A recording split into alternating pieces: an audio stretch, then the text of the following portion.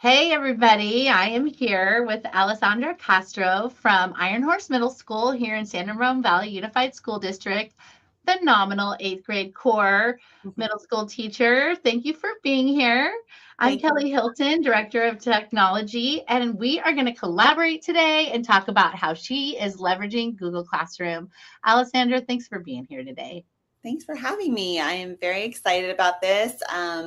Google is definitely a little passion of mine for a long time now. And they just keep on making improvements. So it's fun.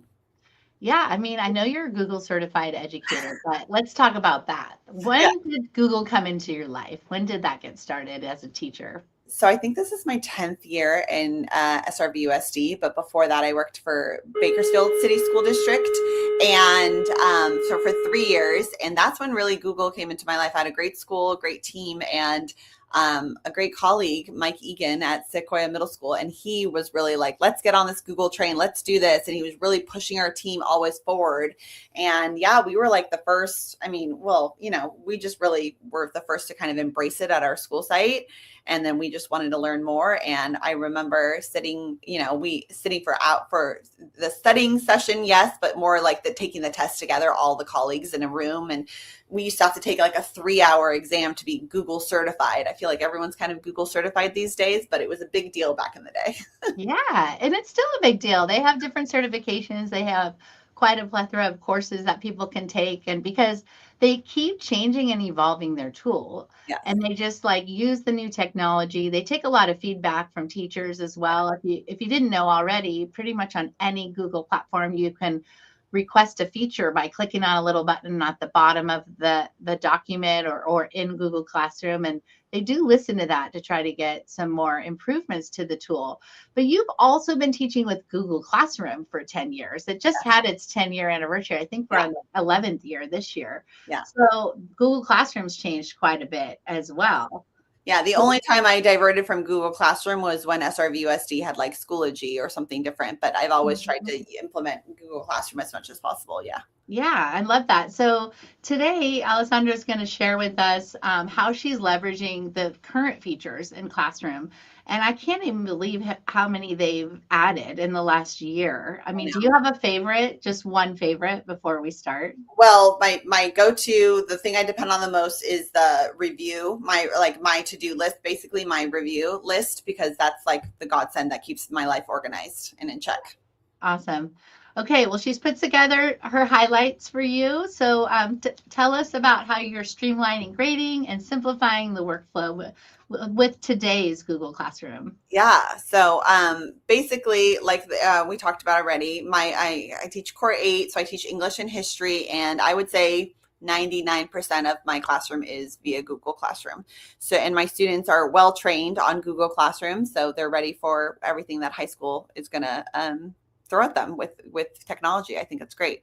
And yeah, the goal is to always work smarter and not harder. And so I'm just like, how can I again leverage Google Classroom, make my life easier and make my students' life easier and more organized, because at this age executive functioning is something that we're still working on. And so Google Classroom has made it a lot easier for students to stay organized, and so I think that's a great feature. Yeah, so Google Classroom is not about doing more. I think a lot of people are very intimidated by Google Classroom because it's a lot and there's a lot of different things you can do with it, which is why sometimes they revert to IC or something else, a different platform that might make it easier for them, which is great, to each their own. But really, for me, it's faster, cleaner, and a lot less stressful to use Google Classroom. My life was, like everyone's before technology came along. There's papers to take home, and there's, oh, I lost this paper, or you lost this paper, or, and there's, everything having to do with paper loads. And after Google Classroom, it's all online. When I go home, I take my computer, and I still take all my grading with me, but it's a lot less heavy and a lot easier, not to keep everything organized.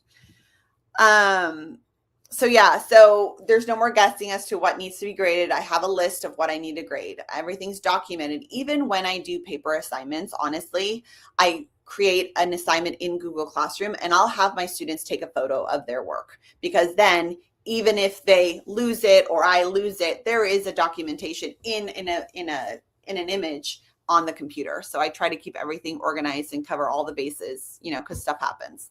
And it actually saved me a couple years ago. A student had taken their project. Of course, I have everything digital, so they had to take a picture of their project, but they had left it in another classroom, and that teacher had gotten rid of all the papers. And so then I was still able to grade that assignment based on the image in Google Classroom. So that's a great quick tip for teachers, like just for their progress monitoring. 100%. Otherwise you're doing grading in a grade book and in Google Classroom. So if you want to just have all the assignments in one place, put all the paper assignments in there as well. Yeah. And even for parents, I haven't had to use it, but in my head, I'm like, well, what if a parent says, well, why did my child score this? Well, I thought, what does their project look like? And then if, now I can be like, oh, well, here's an image of it. Now you can see, or whatever. I love that. So I think it's great, just to cover your bases. Mm-hmm.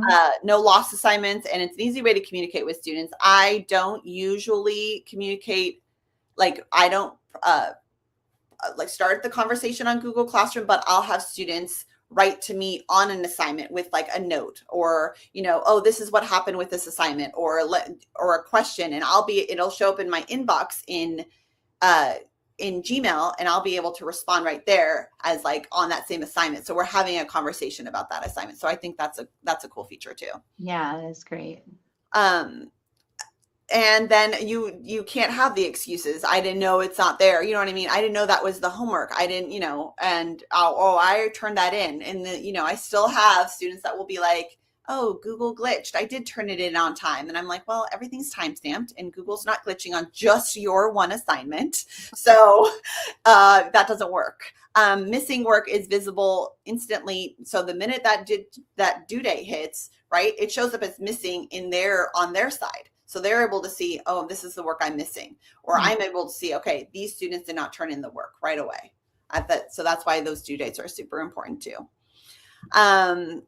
Okay, so like I said earlier, my number one tool is the to review. It's literally saved my life in so many ways, just because I don't guess what I have to grade. I don't even look at the classwork tab except for posting assignments. I just look at to review. What do I have to do? What's my daily checklist? What can I get done? Here's my list of assignments that I need to grade. So it shows everything that I need to grade, and it keeps me organized and focused. Honestly, if it's not in that list, I don't even know it exists. So it's really what I go by. And I like to joke because, okay, so it's under here, classroom to review. And then this was what it looks like. And this is all my classes. And then the next one I show, okay, if I just want English, if I'm oh, this is super daunting. I see that number 18 and I'm I want to cry. I don't want to, that's way too many things for me to grade. So let me start slow. Let me go to English period 1. What do I have to grade for English period 1? Mm-hmm. And then as soon as I'm done grading it, I click the 3 little dots and I said, reviewed, done. And it's off my checklist. And it's such a relief. And I like to joke because I turned my colleague onto this. And so now our constant is ooh, what's your number? What's your number? What's your number? How many things do you have to grade? So it's kind of fun, but it's such a great way to stay organized. And it's that's the only thing I really look at, honestly. Well, grading is such an important task, but also time consuming task. So just having that manageable checklist for yourself is really helpful. Yeah. And then I try to tell my students, because they have the same thing. It's called to do, right? So this is your to-do list. As soon as you're done, mark it off. You've done it. It's great for them to see that. It's kind of writing it down and putting a check next to it, which is. Yeah, but it's doing it for them. We used to have to ask them to consistently, pull out their organizers and copy down from the whiteboard. Yes. And so you mentioned students with executive functioning skills. It's already right there for them. Yeah. And it can also feel overwhelming for them. So anybody who's supporting students who are feeling overwhelmed, you have that checklist as well. And you can think about where to prioritize, maybe where to modify if needed. It's all right there. Right, exactly. And then I organize my entire classroom by topics. I know some people do weekly, or some people do, there's just so many different ways, whatever works for you to organize your Google Classroom. I do it by topics, just because then the students know, okay, right now we're studying Civil War. So I'm going to go into the Civil War topic and here's all my Civil War work. Or right now I'm doing my book club. I'm going to go look for this assignment under book clubs, right? So it makes it really easy to find. And then obviously, you can go in and you can reuse year after year. I can go back to, last year's class. What did I do for Civil War? And it goes in order by date. And I'm like, oh, I'm going to do this assignment again. Let me reuse that post. Let me reuse what I wrote, because I spent so much time writing out that, blurb about that assignment and what I expected. I can just reuse that and they can, do it again. So I think that's super helpful. I mean, not even just for the kids, because you were talking about paper before and where's all their work. I mean, for the teachers as well. Yeah. How many times are you going, where in my drive was that assignment? Or where in my paper file was that assignment? If you organize it the same way year after year, go back, double check it, update it, and then reuse it. Your lesson plans are all ready to go. Right. Exactly. It's super helpful. So this is, for example, like I have a TICA, because we do TICA paragraph writing. And so then I have all their TICA assignments in one spot, which is also helpful when, like they have to go back and like, oh, well, we had a lesson on TICA and I forget how to do it. Let me go into my TICA, let me find the slideshow, and then I can do my assignment as a, and use that as a reference. So I think that's super helpful. So these are like a list of like all the topics I use, just as an example during the year, different things that we use. This is another thing that I adopted. I think, a lot of this stemmed, during COVID, when it's like, how do we communicate with our kids in an easier way and make sure that they are getting everything they need? I found it super helpful to post daily homework and agenda slides. So not only do they have their to-do list with all their assignments, but I'm sick at home. What is my teacher doing today in class? Well, I post the agenda, exactly what we do, and I post a snapshot of the homework, exactly what we do. So it keeps everything consistent. It's the same exact blurb every single time. I just screenshot from my slideshow that I put in class and I put it in there, and it's there so it's under agendas and homework, and this is what it looks like. And then I attaches the agenda slide. If you were absent, this is where you want to look. So, and I don't get emails, what did we do in class today? Because they know it's there and they know that's where to look. So that's a huge time saver. Yeah. Also, I mean, this is really important pro tip. I think two things that you're sharing. This one with agendas and homework, certainly anybody who's gone for an extended amount of time, there's no reason for them to miss anything. Or if parents want to see what's going on, like you said, they could look over their shoulder. It's just like getting into the backpack. What are you guys doing in class? They're going to see what you're doing in class week by week. Yeah. And also going back to the other thing that you're doing, which is organizing by topic, I think that seems really helpful because the kids are learning content in that area. And like you said, that the writing strategy or the narrative writing unit is just all in one place. If you have it organized by weeks, that's just sort of arbitrary for them. But if it's organized by what they're learning, then they can executively understand that topic a little bit. Yeah, I think if they have to look back or look for an assignment even, or look for, like you said, like the lesson, then if you go by weeks, I'm like, I don't know what week I did that lesson. I'm not going to remember what week I did that lesson, so it's better to, for me personally, I like it better by topic, because I'm like, oh, you're looking for a TICA thing, go to the TICA folder. If you're looking for narrative, go to the narrative. Like that's where the units are. Right. But this extra layer of homework and agendas on top of that helps them again with like what's important right now this week. So I love that. So you post this every day? Every day. Okay. And then do you build your lessons and agendas this way? Like this is your lesson for the day essentially? So yeah, the agenda is what we did in class. Awesome. So everything we do in class. So I show an example. So for example, I do a little guess who icebreaker every day. And then this is what they had to do. They had to add their chapter 13 slides to the class slideshow. That's linked. And then what they did for work time. So that if you're absent, you know what you missed, exactly what we missed every single day. And homework, what is due? When is it due? And then reminders. I always put Chromebook compatible headphones and read every single night. Yeah. And charge your Chromebook, right? Charge your Chromebook. Seriously. Speed grading workflow. So the arrow keys. So, before, and I know this upgrade happened a while ago, but it's so nice to open an assignment and just be able to click the arrow to see the next one, click the arrow to see the next one. So then I can stay focused on one assignment. And I'm like, I don't have to go back, open up another kid's. I can just go kid to kid to kid to kid. I already know what I'm going to, what I want to grade on, what I'm looking for, etc. So I just think, it's just so much faster. Yeah. reusing the posts, like we talked about already, kind of like just being able to edit the due date or edit whatever it is, but still reusing from year to year the same, lessons that you've done before that have been impactful and good for your students. So that's where that reuse post comes in, which I think is great. So just to clarify too, like the Google Classrooms here in San Ramon are automated from our student information system from Infinite Campus. So they're rostered. They're not manually created by the teacher. But either way, they're archived at the end of one school year. So you just go back to your archived classroom and then reuse from there. Exactly. And this reminded me of something I forgot to include in my slides. But if you see my first class, it says hashtag 8th grade best grade. That's what we like to coin us because we're so good. But what we do is we create a team Google Classroom.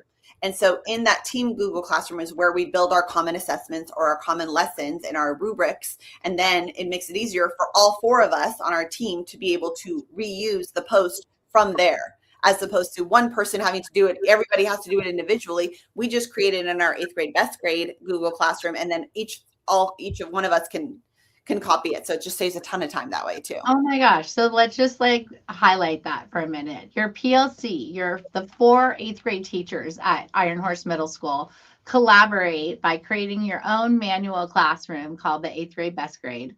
And that's where you start with your lessons. And that way, every one of you has access to each other's amazing lessons, and then you can reuse from there as well. Right, exactly. So it just saves us, when we create the lesson, we create the rubric, we put it in that one, and then each one of us just goes to our classrooms and press reuse from there, pull from there, and everything's done for us. That's amazing collaboration. I love that. Yeah, it's really good. And okay, yeah, scheduling posts again, like the night before, my colleague and I, we get on the phone and we're like, okay, what are we doing tomorrow? What's our plan? What's our work? How's the day going to flow? And so we schedule all our assignments ahead of time so that morning, life happens, right? I mean, I'm running late. My kid needs this, everything's done in Google Classroom already scheduled. So that's under assign with the little arrow, schedule, and you can change the publish date or whatnot. And then if you have it all at the same time, you can just press copy settings to all. So you just would have to do one class. I like to do the extra layer and schedule it when my class starts. But if you're an elementary school teacher, I don't know what other classes, but they could copy settings to all, which is also really easy. So scheduling also avoids kids getting into the assignments the night before when you're trying to plan or do work or after work. Yeah. That way it's live time. Right. And like you said, if something happens on your way in, you don't have to worry about quickly posting an assignment. Right. And just a note though, so there's schedule, which I do for assignments, but for tests, I do save draft. So I make a different copy because I have 3 different core classes, and I save the draft only because if you schedule it, it'll publish it at that time and everybody has access to it. If I save the draft, then I go in and I see who's absent from my class, who's not taking this test so that they don't have access to it from home. I save the draft, edit the students that have access to it. Then I publish it live in class. So that's another layer. Amazing. So you have to just kind of think of all these steps. You're really highlighting the art of teaching. This is the way I like to have these conversations with teachers, because I don't think they realize all the little mini steps you're thinking about all the time. And then remembering to close the quiz when you're done, and then putting back those individual students that you had taken out to make sure they're published and they, what I mean? And then they get a makeup opportunity. But yeah, it's just always thinking ahead, trying to be like, how can everything work, smoothly? Yeah. Due dates are so important. I put my due dates at 9 p.m. My students complain about it, but if I put it, they're like, why can't you do it at midnight? Well, if you do it at midnight, then you're going to wait until 11 o'clock to start the assignment. So no, that doesn't work for me. So I do it at 9 p.m. But it helps the students stay organized. Like I said, it immediately shows up as missing for them, and it improves their accountability. They know they're held to that standard. They know that they need to get stuff done, and it's very clear for them when is this assignment due. So I do that. I think that also promotes some, wellness for them, that you need to go to bed at a decent hour and be done. And if it's missing or late, then that's what it is. But you're going to be stopping. Your goal is for them to get it done by 9 o'clock at night. Exactly. And that forces them to use class time more wisely when I give them class time as well, because then they're like, okay, well, I have until 9, but if I get this done now, then I can focus on my other homework. Absolutely. And then these are just some upgrades that are newer, which is great. There's the Help Me Write in Google Docs, and I don't know 100% about the student facing one. That it helps them improve and reword, which is great. From a teaching perspective, though, I just recently used it. I'm not 100% sold on AI and using AI, and sometimes it takes me longer to use AI because I have to read what AI says, then adjust and tweak and fix. And so I'm not 100% sold, but I did recently, my students did I have them do quarterly reflections on their grades so that they're like, these are the grades I got. This is why I got them. What are my goals going forward for every quarter, so that they are kind of mindful of, what the rest of their year is going to look like in 8th grade going into high school.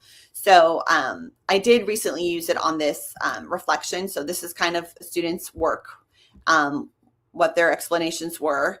And I just basically used the Help Me Write tool, and I targeted the grade level at 8th grade. And I just said, keep it positive and light, comment on their reflection, but give them advice as to how to be successful in the last 10 weeks of school.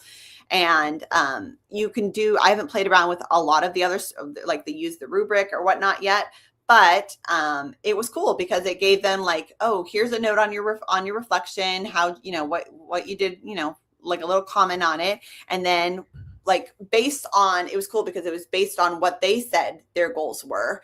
Then it picked that up and it kind of was like, oh, well, you mentioned this or you said this. So, because it says, like on this one, it says, as you move into these last 10 weeks, consider building on your goal to, quote unquote, do as best as I can for any upcoming test. So it's nice because it made it really personal to them and it touched on their own goals. And then I could choose to make that more formal or more casual or shorten it. So I just thought that was a cool tool to kind of help teachers on stuff that's not content specific, more general assignments, but I thought it was a good tool. And really personalize your feedback for them. Yeah. But again, and then you can still edit that too, right? You can still like click on the box and edit if you wanted to add something, which I did. So that was good too. The analytics tool is really cool because it tells you, the things that it tells you, even in Google Classroom on assignments, it says, 29 kids have not opened this assignment yet or whatever. And it's like so interesting to see like who's opening what and who's doing what and where have their grades gone in the last, who do I need to support more because their grades have dropped. So like, this is just a snapshot of like, oh, the average grade. I obviously blocked out the names, but it's like this student has, this many assignments complete and this is their grade, or this, this student has dropped below a C in this last. So that's always, it's good to see, a quick snapshot of like, who do I need to support? It says one student has an average grade below a 70. So I could click on view the student and be like, okay, what's going on with the student? What's happening? How they need extra support. So that's who your focus kids are. And just a little quick tip too, that the site administrators have a dashboard like this as well, which shows the entire school, as well as support teams. So it just helps the organization, the school, really know who to focus in on and provide more support. Right, exactly. That's great. Okay, so they've always had a rubric where it said create a rubric or reuse a rubric.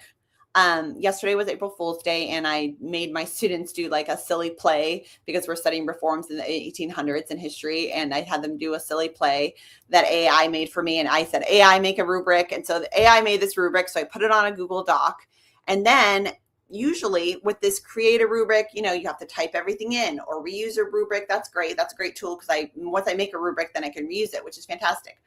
But to create a rubric, I've always had to be like type and then go to the next one and add this and, go to the next one. But this time I used the convert from file, and it was literally took me 2 seconds because I had this as a Google Doc.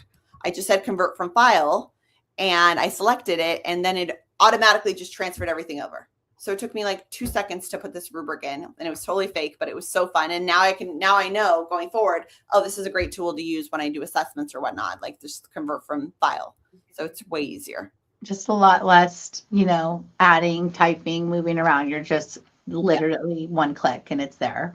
Exactly. And it was just so easy and it has everything there. So nice. So yeah. And then the rubric's there. 4 criteria, 20 points. Okay, so big shout out to Garrett Sang, science teacher at Iron Horse, because he turned me on to this text blaze, which has just been such a lifesaver. Now, don't get me wrong, there's that comment bank in Google Docs where you can, have the slew of comments. My problem with that and I used to use it religiously before I learned text plays, but I do a comment and then it moved down, and then I have to go search for that comment. And once it's there, it's great. But then what if I want a different comment and I have to go back to the bank and then do it again? So it's like back and forth, search for the comment that I did. So that's great. But text plays has been a game changer. Basically, it's where you type shortcuts and it inserts the full comment or feedback. So you just have to remember what shortcuts you would use for that assignment. So this is what the dashboard looks like. And so you can see that I've done several different shortcuts. But then I will delete them or like change them depending on the assignment that I'm grading at the time. So all I have to remember is \F or \IH or and it'll do the entire comment for me. So that has been a real game changer. So it can be long, like the hash \IA, all of that writing will come up. That's awesome. So it's just shortcuts for the comments you use often, and you just have to do that 3-character shortcut and then copy and paste it for you. The entire comment. And then I don't have to go back and forth. I just remember, or I even I keep a list like on a sticky note of the shortcuts for that assignment right next to me. And then I don't have to go back and forth. I just do the \AN, \IA, and then I'll go to the next one. And which one is it? You know what I mean? And I don't have to go to a different screen or anything. Does it allow you to add a video for your feedback by chance? On Google Classroom, it does. On Classroom, it does, but in text plays. No, not text plays. I'm not sure. I think it's just typing shortcuts right now. I mean, as far as I know, but I can look. I that's always more for me to discover. No, I mean, I'm just thinking about that. Like as a teacher, there's just these teaching points that you repeat yourself on all the time, and so sometimes teachers find a video to illustrate that point. I recommend that the kid watches the video and it goes with the feedback too, because they need to relearn it another way. So that might be. I think you could always include like a link to a video as a shortcut. Right. Exactly. Yeah. Yeah. So this was just a huge grading, time saver for me. And, I'm so appreciative for that knowledge. We saw how much grading you have to do. So I'm glad that you have that. Yes, exactly. I'm going to do that with all my middle school graders friends. Right. And the add-ons that are normally they're always there. Like I love that they can watch YouTube videos when we put them purposely. Like today, my students watched the video. And so I just attached the video link. Read along. I know my ELD colleague is using that, which is fantastic. And then record is new. So you can record yourself a video and stuff. So that's cool. So these are just regular add-ons that we've had before. But I did want to note in Google Classroom on the Google Docs now, when you grade assignments, I like to do the text plays or whatnot, but there are options to audio record your feedback, video record your feedback now as well. So that's definitely new also. I mean, just imagine the times you're reading an assignment and you just want to have that conversation with that student, but you can't. So you just click audio record 1 minute, and the kids are going to love having that personalized feedback from you. Exactly. Yeah.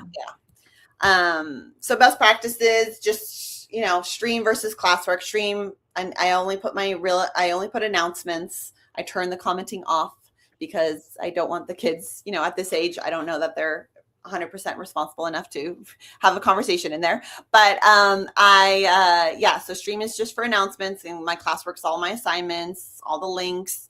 I also do, my students have a history notebook and a reading writing notebook. And so I will keep track of the table of contents under the quick links on the left-hand side on the homepage of Google Classroom. There's like a quick links area, and I always have access to, the table of contents, their assessment logs, like things that they can refer back to really quickly. That's another great thing. And again, the saving time is just why Google Classroom's the best platform for me. It just saves a lot of time reusing the post, so I don't have to recreate anything that I don't want to. The comment bank and now text plays, that helps me with like easy commenting on stuff that I would have to comment repeatedly on, or I don't have to type anything out every single time. The to review is my lack, I don't need to be burdened with what do I have to grade? What do I have to remember? It's there for me. my own executive functioning helps. And then, yeah, no paper. Like it's the lightest load I've ever had. I just carry my computer everywhere I go, and I can grade from my daughter's swim meets. I can grade from, everywhere I go, which is great. And then I think at this age, especially, we talk about how routine and structure is what these kids want, right? I mean, so every day they know they're getting an agenda and homework slide. Every day they know that's where they're going to go for their assignments. Every day they know how to reach where their classrooms are, to check their calendar.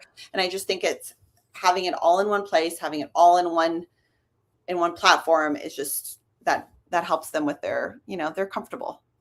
And then that mental load is taken off of them, and they can succeed in other ways and put their efforts elsewhere. Yeah, I'm sure it just takes the first week of school to show them your routine, and then they know what to see, and then they can focus on content.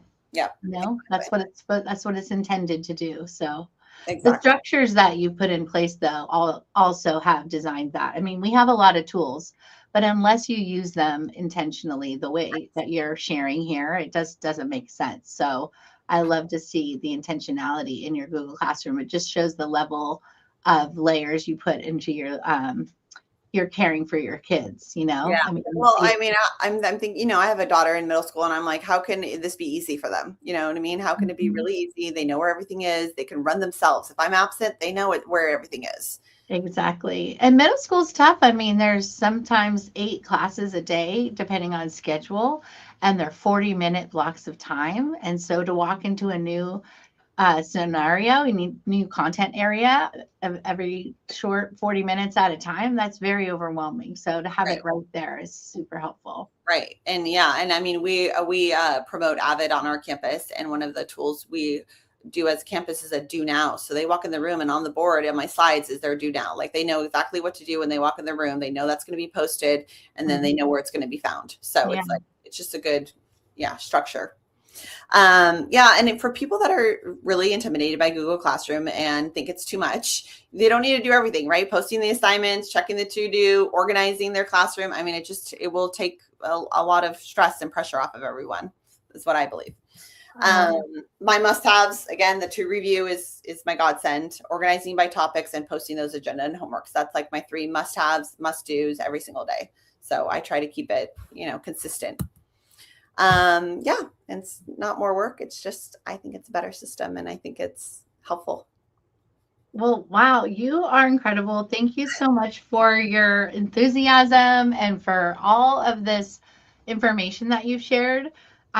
There is a wonderful comment that says, so impressive how much Alessandra is utilizing these tools. It really is. You can just tell the level of support you're providing. And I think you really helped highlight some key components, like start small. That is a great tip for all teachers who are new to Google Classroom. Yeah. But you also showed the potential of where they can go and how to really organize it for student use. So thank you for that. We really appreciate your leadership with that.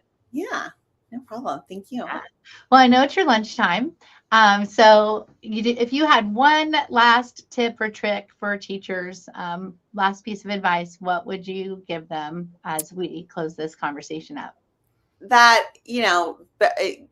good teaching is good teaching, and you don't need a certain platform. I like Google Classroom. It works for me, but having the routine and structure is what will help your students thrive. Oh, that's great advice. That is great advice. You are an expert and a pro, and we're so lucky that you're here in this community serving our kids. Thank you for everything you do every single day, honestly. Thank you. Yeah. Well, thanks again, and we'll see everybody next time on the next Tech Talk. Bye, guys. Bye.